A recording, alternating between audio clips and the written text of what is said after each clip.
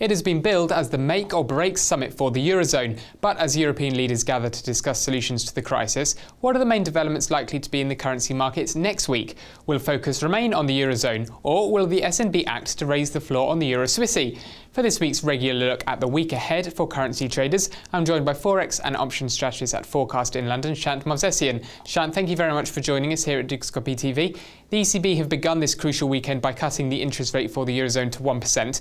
What are you expecting the other main developments in Europe to be from the summit and then next week? It's going to be a long, hard-fought 2 days. I personally, as long as they get some sort of concrete agreement going that way, then I think the markets will be appeased near term. Longer term, I think there's still a lot of wrangling in the pipeline. I think they were talking about certain areas, addressing certain areas like the Tobin tax, which would obviously hit London, and harmonised corporation tax, that sort of thing, which has been sort of highlighted in the sort of media. Going down that way, I think you're really asking for some trouble. But I think as long as they can sort of make the right noises as far as fiscal convergence is concerned, then I think the ECB will be happy, and there'll be more expectations that they will be happy to ease through the S&P program, perhaps. The SNB are meeting next week. Is this a key event for currency traders to watch? And what other events should they be keeping a close eye on? Well, the market certainly believes next week's SNB meeting is going to produce something.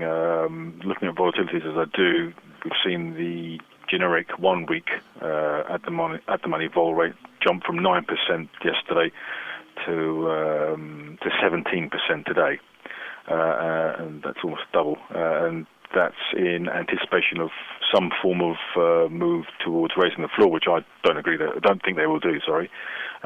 More the engineering of negative interest rates, effectively penalising people for holding Swiss. Offshore taxes obviously is one viable alternative. Negative interest rates is probably the best we can hope for next week. But like I said, the market is quite bullish that something will happen, and they're looking at 125, 130, possibly Euro Swiss on the back of it as a consequence. Over to the US, there are a number of key releases out from there. Retail sales, the US budget statement, the Fed rate decision and CPI. Should we expect any surprises with any of these releases? Not really, no. I mean, unless we get sort of major deviations in the US data, then I don't think the markets will react too much on it. I think, if anything nowadays, US data is really second tier. I know everyone knows it's going to be a slow recovery in the US and around the globe, and everything's hanging on the Eurozone so much. It's hard to really focus anywhere else with too much attention. Certainly, items like the U.S. budget and the CPI, even the Fed rate decision, they're forever talking about more QE, but that's not coming for the time being. And I believe they're quite right to stand pat and let nature take its course, if you like. Finally, UK unemployment is out. Is the UK economic outlook being viewed very differently inside the UK to how it's being viewed from outside, from the rest of Europe? Well, obviously it's different in the UK because the people are suffering the measures that they're taking. But certainly from the outside, yes, I mean, it's been a no-nonsense approach by the government. I've said for a long time, and I think I spoke last time about this, but the